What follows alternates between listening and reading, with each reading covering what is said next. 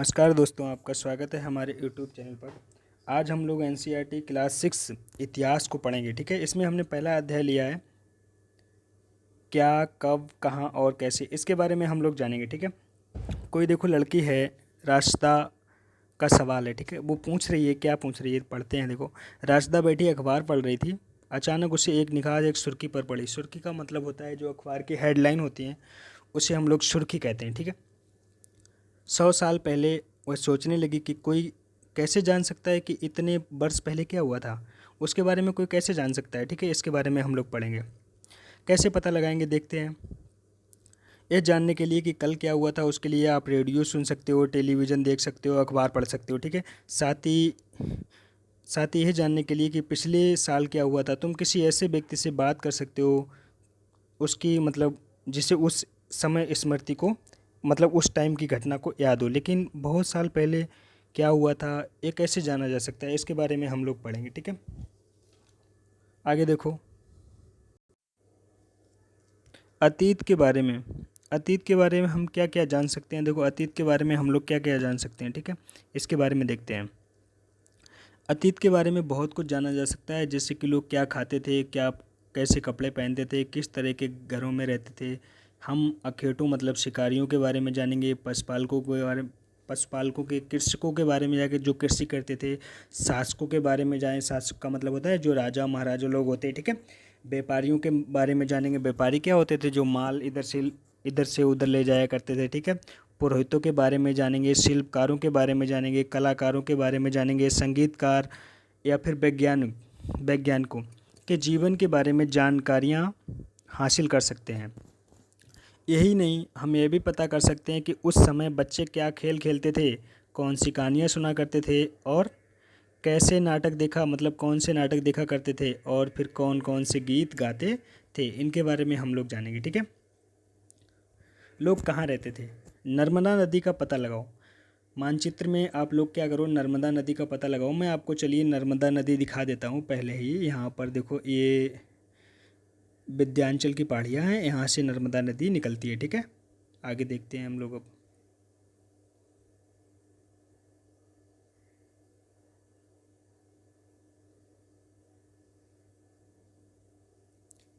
कई लाख वर्ष पहले लोग इस नदी के तट पर रहते थे। यहाँ रहने वाले आरंभिक लोग में से कुछ कुशक साग्राक थे, जो आसपास के जंगलों के विशाल से संपदा से क्या थे, परिचित थे। जो नदी के किनारे कई सालों से रहते आ रहे, वो उस जंगल से क्या थे, बहुत ही परिचित थे। वे अपने लिए भोजन के लिए देखो क्या करते थे, जड़ों को मतलब खाते थे, फलों को तथा जंगल के अन्य उत्पादों का उनका संग्रह कर लिया करते थे। और जानवरों का अखेट का मतलब होता है वो शिकार भी करते थे। जानवरों का क्या करते थे, शिकार भी करते थे। आगे देखते हैं। अब बता रहा है, अगर तुम पश्चिम की ओर सुलेमान और कित्तर पहाड़ियों का पता लगा लो। सुलेमान और कित्तर पहाड़ियों का पता लगाओ। इस क्षेत्र में एक ऐसा स्थान है जहां लगभग 8,000 वर्ष पूर्व स्त्री पुरुषों ने सबसे पहले क्या किया था, गेहूं और जौ जैसी फसलों का उपाजना आरंभ किया था। ठीक है, सबसे पहले गेहूं और जौ यहीं उपजा था। उन्होंने भेड़ बकरी तथा गाय और बैल जैसे पशुओं को भी पालना शुरू किया था। ठीक है, आगे देखो। ये लोग क्या करते थे, गांव में रहा करते थे। उत्तर पूर्व में गारो तथा मध्य में भारत बिंद पहाड़ियों का पता लगाओ। ये कुछ अन्य ऐसे क्षेत्र हैं जहाँ कृषि का विकास हुआ। ये जो बिंद वाला क्षेत्र एरिया है ना, यहाँ पर कृषि का सबसे पहले विकास हुआ। अब क्या करते हैं यहाँ के लोग, जहाँ सबसे पहले लोग उन्होंने चावल उगाया। वे स्थान बिंद के उत्तर में स्थित है। जहाँ पर उन्होंने सबसे पहले चावल उगाया, वो स्थान कहाँ है, बिंद के उत्तर में स्थित है। ठीक है, ये देखो, ये बिंद है। इसका उत्तर कहाँ हुआ, यहाँ पर हुआ, तो सबसे पहले उन्होंने यहीं पर चावल उगाया होगा। देखो, ये देखो सुलेमान की पहाड़ियाँ हैं ये। ठीक है, ये सुलेमान की पहाड़ियाँ। ठीक है, यहाँ पर देखो ये सिंधु नदी, और ये सिंधु नदी कहाँ पर मिलती है, मीठान कोट में आके मिलती है। ठीक है, मीठान कोट है यहाँ पर, पाकिस्तान में आके मिलती है। सिंधु नदी की 5 सहायक नदियाँ हैं। ठीक है, आगे आपको पढ़ने को मिलेगा, मैं आपको बता देता हूँ। एक देखो झेलम नदी है, चेनाब नदी है, रावी नदी है, और सतलज। सतलज नदी में ही ये ब्यास नदी आके मिल जाती है। ठीक है, ये देखो हिमालय हो गया, ये हिमालय की पहाड़ियाँ हैं यहाँ पर। ये देखो, यहाँ से हिमालय से ही गंगा नदी निकलती है। ठीक है, और ये यमुना नदी है। यमुना नदी की सहायक नदी ये देखो चंबल नदी है, इसके बारे में चर्चा की गई है इस पार्ट में। सोन नदी के बारे में चर्चा की गई है, सहायक गंगा की सहायक नदी है, ठीक है। और ये दोनों यहाँ पर प्रयागराज में यमुना और गंगा मिल जाती है। इसके बाद ये गंगा नदी पश्चिमी बंगाल से होते हुए कहाँ गिरती है, पश्चिम में बंगाल की खाड़ी में अपना जल गिरा देती है, ठीक है। आगे देखो,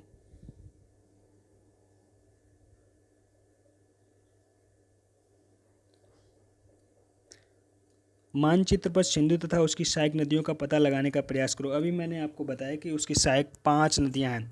सहायक नदियां उन्हें कहते हैं जो एक बड़ी नदी में छोटी छोटी नदियां मिल जाती हैं, उन्हें क्या कहते हैं, सहायक नदी कहते हैं, ठीक है।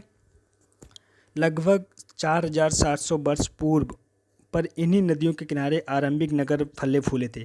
सबसे पहले इन्हीं नदियों के किनारे लोग बसे थे। और मतलब क्या हुआ था, लोग नदी के किनारे क्यों रहते थे, क्योंकि उन्हें पानी की आवश्यकता होती थी, तो उन्हें पानी आसानी से मिल जाता था। पानी के लिए कहीं भटकना नहीं पड़ता था, जैसे भोजन के लिए तो भटकना पड़ता था, तो लोग नदी के किनारे ज़्यादा रहना पसंद करते थे।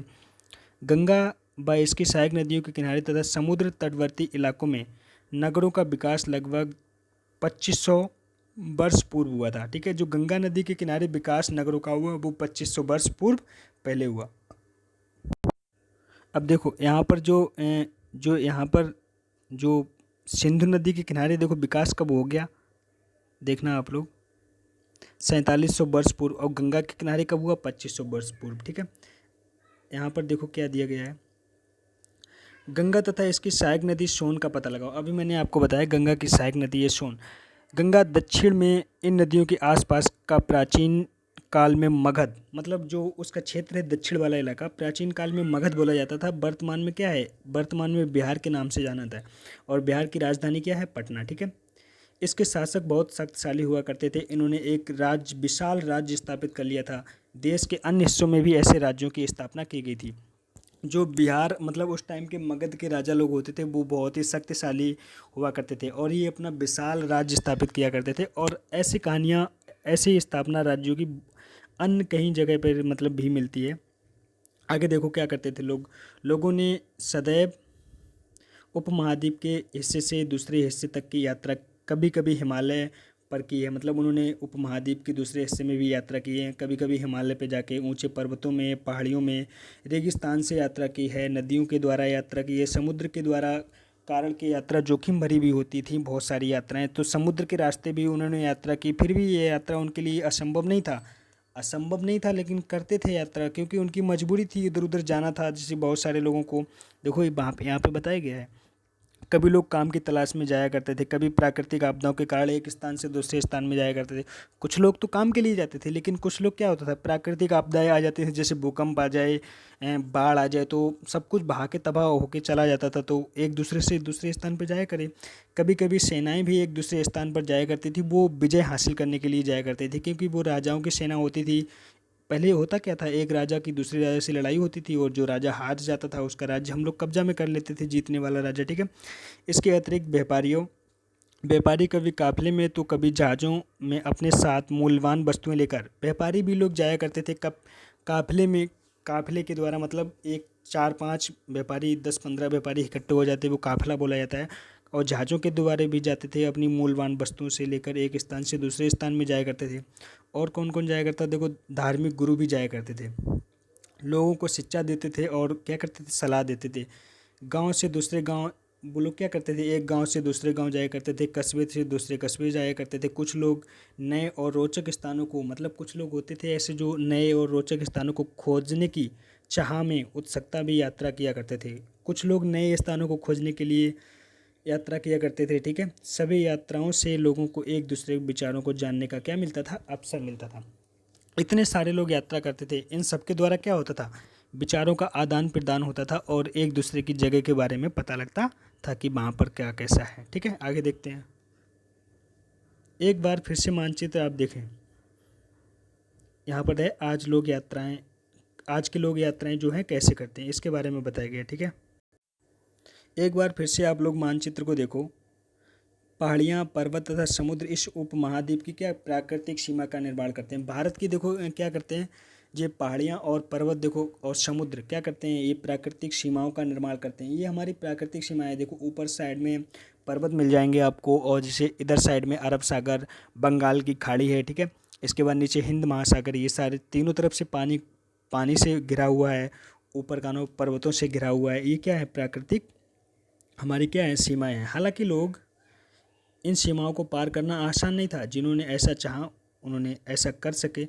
मतलब इन सीमाओं को पार करना तो आसान नहीं था, लेकिन जिन्होंने चाहा वो सारी सीमाओं को पार कर सके, पर्वतों की ऊंचाइयों को छू सके, गहरे समुद्रों को पार कर सके। उपमहाद्वीप के बाहर भी लोग, कुछ लोग यहाँ से आए और यहीं बस गए, कुछ लोग बाहर से भी आए और हमारे यहाँ बस गए। लोगों ने इस आवागमन को, हमारी संस्कृति परंपराओं को क्या किया, समृद्ध, आगे देखो, समृद्ध किया। कई सौ वर्ष से लोग पत्थर को तराशने, मतलब लोग पत्थर को तराशने लगे। पत्थर का तराशने का मतलब होता है पत्थर पे चित्र बनाना, जैसे संगीत रचने रचने और यहाँ तक कि भोजन बनाने के नए नए तरीकों के बारे में एक दूसरे को विचारों को अपनाते रहे, ठीक है। जैसे पत्थर तराशना मुझे आता है, जैसे गाना गाना मुझे आता है तो मैं किसी और को सिखाता हूँ। पत्थर पे काम करना, उसको कुरोतना, उस पर नाम लिखना, ये सारी चीज़ें एक दूसरे को बताते रहे हम लोग। अब देखो हमारे भारत का देश का नाम, देश के नाम, ये मतलब इंडिया जो है वो कैसे पड़ा, देखो उसके बारे में जाते हैं, ठीक है। अपने देश के लिए प्रायः हम इंडिया और भारत जैसा नाम का प्रयोग करते हैं, सभी लोग करते हैं इंडिया और भारत, ठीक है। इंडिया शब्द निकला कहाँ है, इंडस से निकल कर आता है। कहाँ से, इंडस से। इसे संस्कृत में सिंधु कहा जाता है। इंडस को संस्कृत में क्या कहा जाता है, सिंधु, ठीक है, सिंधु कहा जाता है। अपने एटलस में ईरान और यूनान का पता लगाओ। एटलस में नक्शे में ढूंढो ईरान कहाँ है और यूनान कहाँ है, ये पता लगाओ। लगभग 2500 वर्ष पूर्व उत्तर पश्चिम की ओर से आने वाले ईरानियों और यूनानियों ने सिंधु को हिंदोस तथा हिंदोस और इस नदी के पूर्व में स्थित भूमि प्रदेश को इंडिया कहा। भारत का नाम प्रयोग उत्तर पश्चिम में रहने वाले लोगों को समूह के लिए किया जाता था। इस समूह का उल्लेख संस्कृत की आरंभिक लगभग 3500 वर्ष पुरानी, जो भारत का नाम है संस्कृत में आरंभिक मतलब 3500 वर्ष पुरानी ये किताब है ऋग्वेद, ठीक है। ऋग्वेद एक ग्रंथ है, बाद में इसका प्रयोग देश के लिए होने लगा, ठीक है। इसमें भी मिलता है, मतलब भारत का नाम इसमें भी मिलता है, और बाद में इसका प्रयोग क्या कर दिया, देश के रूप में होने लगा, ठीक है। आगे देखो, अतीत के बारे में कैसे जानें। अब हम लोग अतीत के बारे में कैसे जानेंगे, ठीक है। ये देखो,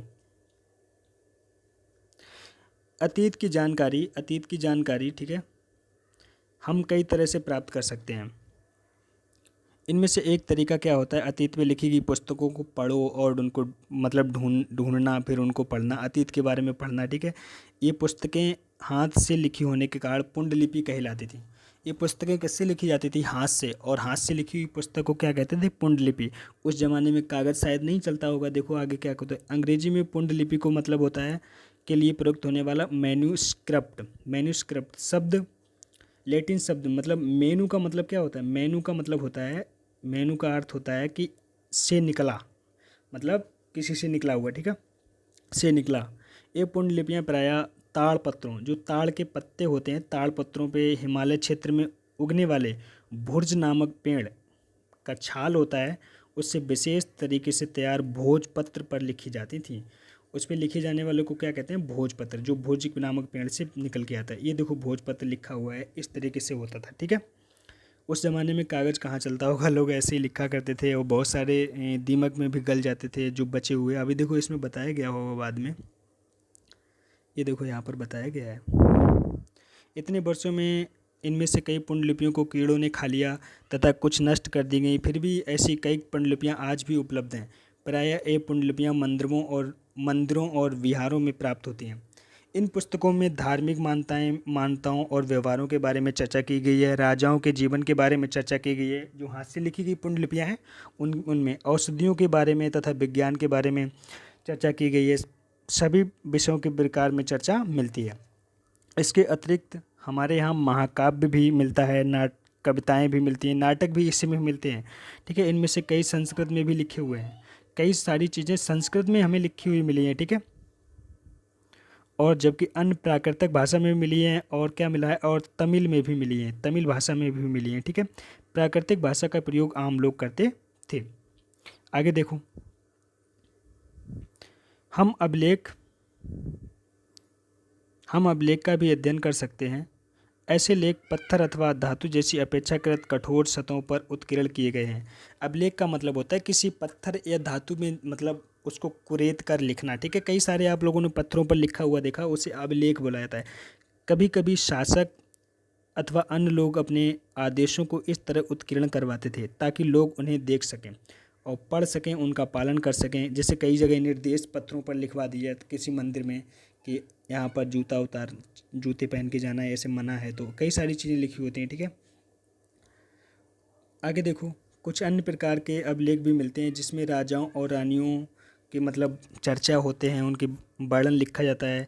अन्य अन्य स्त्री पुरुष के बारे में कार्यों के विवरण उत्कीर्ण करवाए गए। उदाहरण के लिए प्रायः शासक लड़ाइयों में अर्जित विजेताओं का लेखा जोखा रखता है। जो राजा लोग होते हैं वो अपनों मतलब विजेताओं का, जो राजा जीत जाता था वो अभिलेख लिखवाता था पत्थर पे, शिलालेख, अभिलेख, ठीक है। जीता हुआ राजा लिखाता था कि हमने ये देखो ये वीरता हासिल की थी। क्या तुम बता सकती हो कि कठोर सतह पर लेख लिखवाने के क्या लाभ थे? ऐसा करवाने में क्या क्या कठिनाइयाँ आती थी, ठीक है। आगे देखो, इसके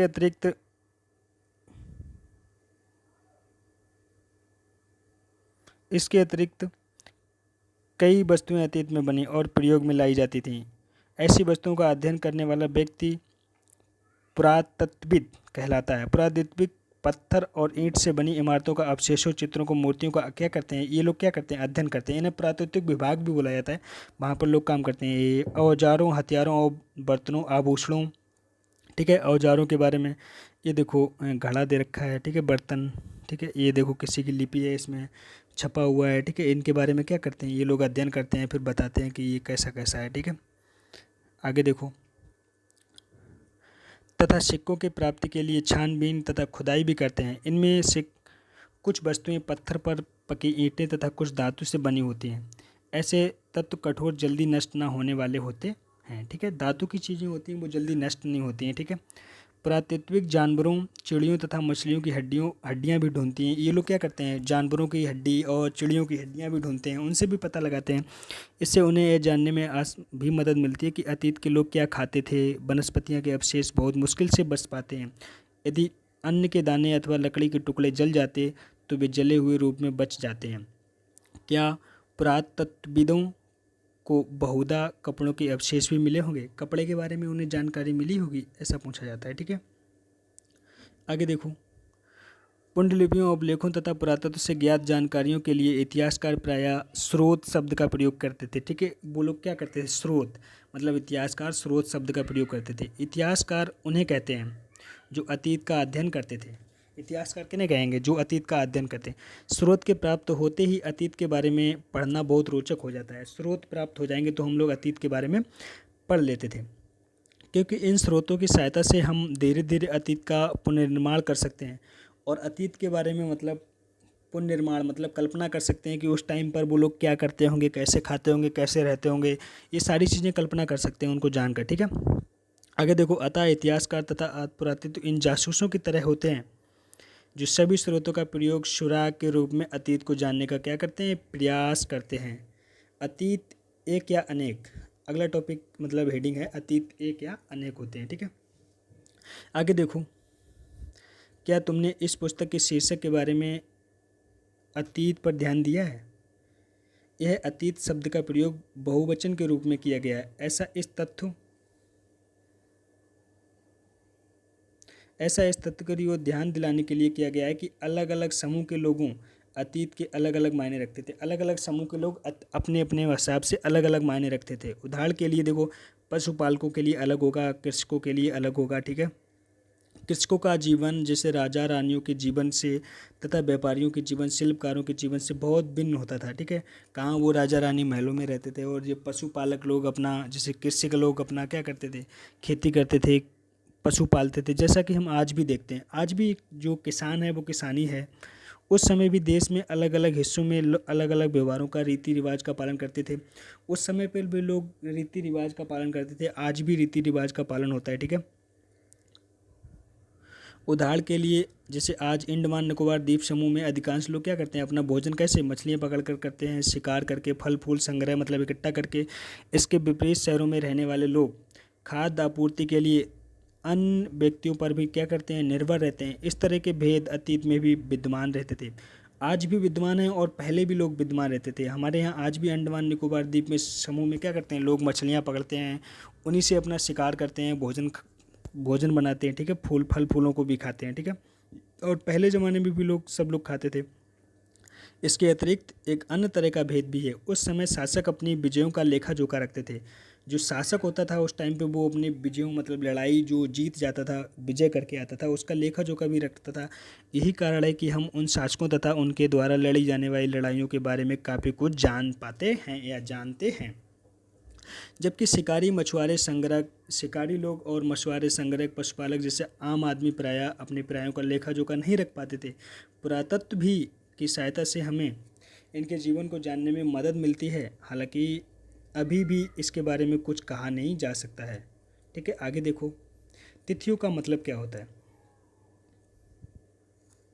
तिथियों का मतलब, ठीक है, अगर कोई तुमसे तिथि के विषय में कुछ पूछे तो तुम शायद उस दिन की तारीख, माह जैसे वर्ष 2000 या इसी तरह का कोई और वर्ष बताओगे या बताओगी। वर्ष की यह गणना ईसाई धर्म प्रवर्तक ईसा मसीह के जन्म की तिथि से की जाती है, अतः 2000 वर्ष कहने का तात्पर्य है ईसा मसीह के जन्म 2000 वर्ष के बाद। ईसा मसीह के जन्म के पूर्व की सभी तिथियाँ ईसा पूर्व मतलब ईसा से पहले के रूप में जानी जाती हैं। इस प्राय पुस्तक में हम 2000 से अपना आरंभिक बिंदु मानते हुए वर्तमान से पूर्व की तिथियों का उल्लेख करते हैं, ठीक है। ये बताया गया। ये पार्ट आज समाप्त करते हैं। यहाँ पर आप लोग बता सकते हैं कि यहाँ पर ये देखो, यहाँ पर एक पॉइंट मिला है, ये छोड़ो, ये तिथियों के बारे में दिया है, ये तो ऊपर बता ही दिया गया। यहाँ पर देख लेते हैं हम लोग अन्न के बारे में। जैसा कि हमने पहले पढ़ा, अभिलेख कठोर सतह के उत्कीर्ण करवाए जाते थे। इनमें से कई अभिलेख 100 वर्ष से भी मतलब 100 वर्ष से पुराने लिखे गए थे। सभी अभिलेखों, लिपियों और भाषाओं का प्रयोग समय के साथ अभिलेखों में प्रयुक्त भाषाओं और लिपियों में बदलाव आ चुका है। विद्वान यह कैसे जान पाते हैं कि क्या लिखा था? इसका पता लगाना लिपि का अर्थ निकालने के लिए एक प्रक्रिया द्वारा लगाया जा सकता है।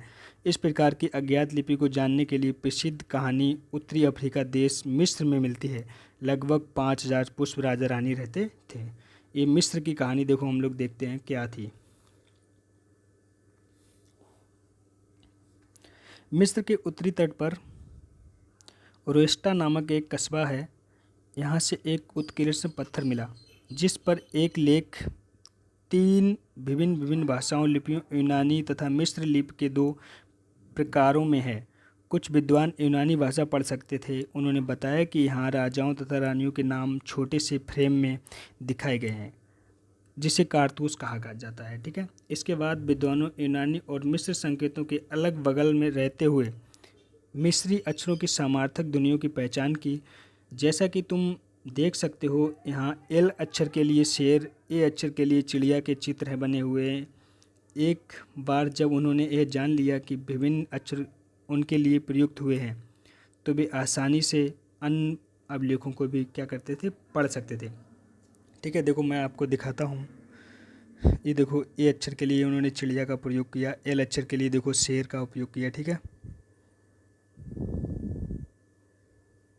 देखो है, ठीक है।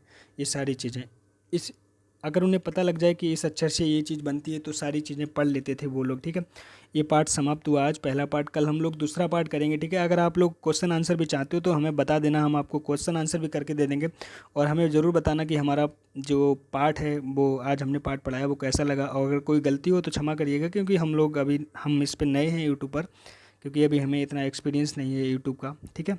आगे देखते हैं, अगले वीडियो में मिलते हैं। Good bye.